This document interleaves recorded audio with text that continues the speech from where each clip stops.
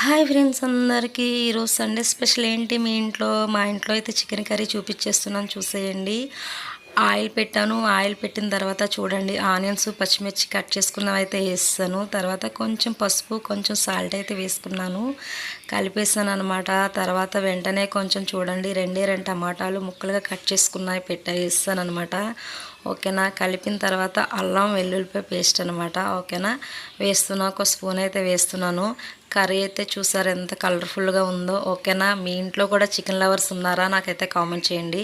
వెంటనే అదిగో కడిగి పెట్టిన అయితే చికెన్ అనమాట. దాంట్లో కొంచెం పసుపు కొంచెం కారం అల్లం వెల్లుల్లిపాయ పేస్ట్ అనమాట కలిపి పక్కన పెట్టాను. తర్వాత కొంచెం కారం అయితే వేసాను.